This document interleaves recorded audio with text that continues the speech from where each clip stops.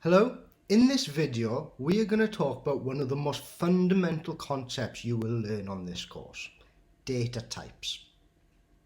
Now, understanding the difference between data types is going to influence nearly everything you do with data. It's not only going to influence how you manipulate data and how you treat data, but it's also going to influence how you read other people's data analyses. It's going to influence how you think about other people's data. My ambition by the end of this course is that you will be able to, just as easily as you can look at an animal and tell me if it's a cat or a dog, you'll be able to look at a variable or a column of data and tell me what data type it is. It is that fundamental to what we are doing. So depending on how you look at it, there are lots of different ways of splitting up the data types. We're going to look at 4 data types mainly, but I'm going to give a bit more background around that. So the first data type we're going to look at is called nominal data. Sometimes this is called categorical data. And both those names, nominal and categorical, give a clue to what it means. It means that the only thing we know about the values of this data is the different names. So nominal, name, or categorical, categories. An example of this is colour. Colour is a nominal or categorical data type because the only thing we know between yellow and blue is that they are called different things and that they are different. We don't know if one is more big than the other, or bigger than the other, or less than the other, or greater than, or better than. We don't know any of that stuff. We don't know how far away they are from each other. That doesn't make sense. Putting them in order doesn't make sense. Saying there's a distance between them doesn't make sense. The only thing that makes sense is saying they are called different things. Other examples of nominal data would be, for example, what is your favorite animal? So cats, turtles, giraffes. We can't put them in order. We can't say there's a distance between them. We only know that they're called different things. Some common ones you will see in data sets might be place of birth, where do you live, nationality. And these are all things that need to be treated like nominal data. We need to remember the only thing we know about them is that these values are different. Gender you will see a lot in data sets, and historically we would record gender as one of 2 values, male and female. And so historically people have started calling gender a binary variable. And a binary variable is simply a nominal or categorical variable that can only take 2 values. I don't like using the word binary data because things are not binary. Even if you did have, for example, trues and falses, a question with true and false, even if you did have a column of true and falses, there's going to be missing values, there's going to be this, that and the other in there. So I think it's easier to treat things as nominal data. But if you do see the word binary data, think it just means nominal data which can only take 2 values. There's nothing else special about it.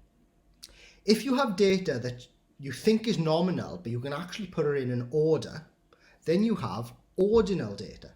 And the symbol I've used here for ordinal data is gold, silver and bronze at the Olympics. Now we know that gold, silver and bronze are different, so they can be treated as nominal data. But we also know more information here. We know that gold is better than silver and silver is better than bronze. We don't know how much better, we just know better. All we can do is put these in an order, but the distance between them doesn't make sense. Other examples of nominal data would be any sort of rankings. For example, the UK Top 40 chart. Does a single come number 5 or number 6 or number 1? We don't know how much better they are than each other, but we know they did better. Sports rankings as well, for instance. A classic example of ordinal data is something called the Likert scale. So on a Likert scale, usually there's some sort of statement and you say whether you are very much in agreement, neither agree nor disagree, don't agree, very much don't agree. Or there might be a question that's like, how happy are you with something? Very happy or very satisfied, satisfied, neither satisfied nor dissatisfied, dissatisfied, very dissatisfied. This is called a Likert scale, and it crops up again and again in data sets because it's a very popular way of constructing questionnaires. And that is ordinal data and needs to be treated as such. If you think you've got ordinal data, but you think actually the distance between these things means something, then you have quantitative data. Now, I don't like the word quantitative data because quantitative data can be split up again into lots of different data types. So quantitative data can be split up into discrete and continuous quantitative data. So discrete data is when the values take specific values. So there's an order and a distance, but only specific values. For example, the natural numbers. You can only have 1 child, 2 child, 3 child, and so on. You can't have 2.5 children. And then continuous data then, that would be, I can be 1 meter tall, I can be 2 meters tall, but I can be 1.5 meters tall, I can be 1 1/3 meters tall, I can be 1.427 meters tall, and so on. You can be any value between any two other values tall. Discrete and continuous data would be analogous to countable and uncountable sets.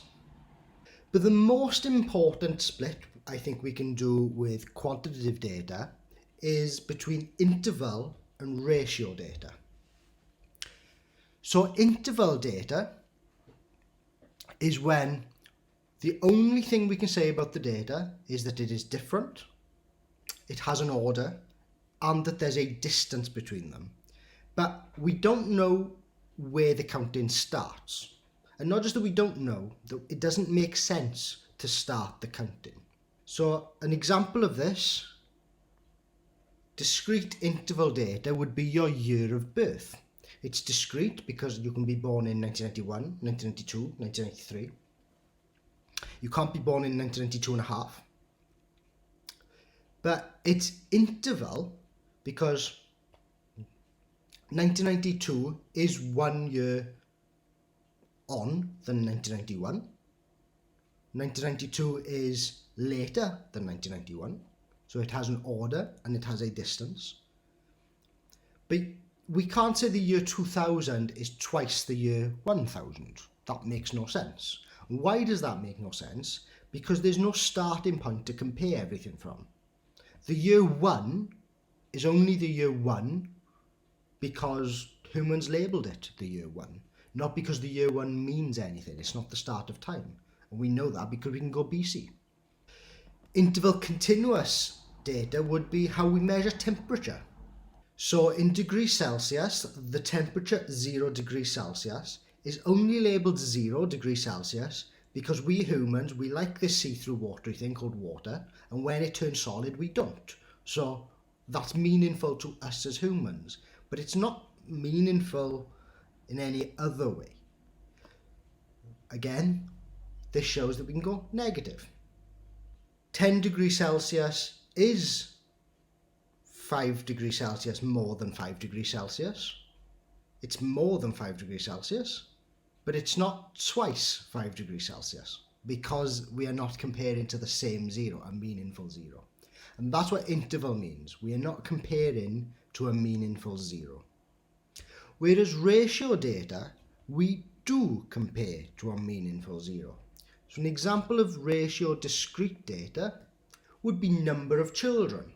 Anything where we are counting anything would be ratio discrete data, because counting 0 things is meaningful, and not just because we've labelled it as meaningful. It's because there's nothing there. So 1 child, 2 child, 3 child. So if I've got 6 children and you've got 3 children, I have more children than you, so we can put it in order. I have 3 more children than you, so we have a distance between us, but I also have twice as many children as you because we're both comparing to a meaningful zero.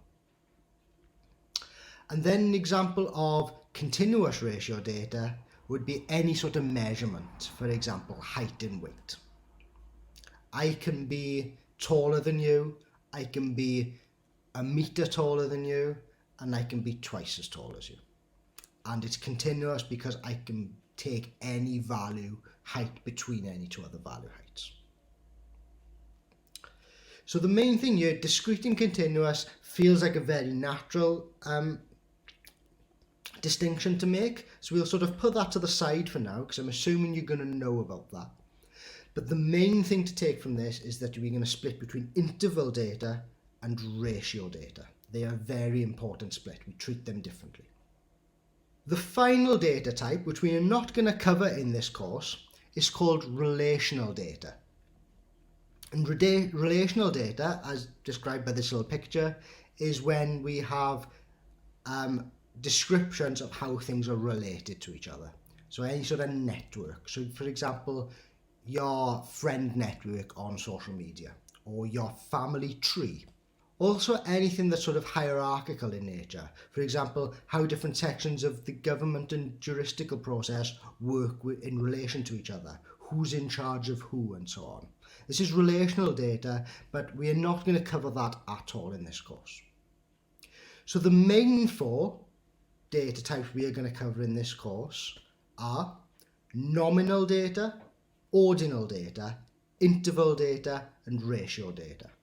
And whenever I talk about the four types of data, I am talking about these four types.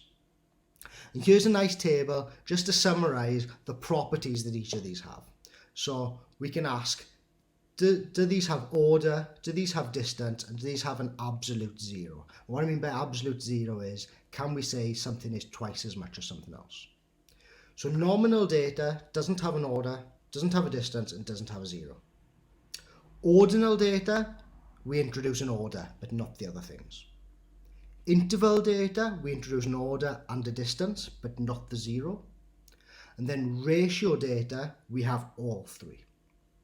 So like I said at the start of this video, I'm hoping by the time you are complete with this course, you will be able to recognize different data types as easily as you recognize the difference between cats and dogs. These are so fundamental to how we read and treat data.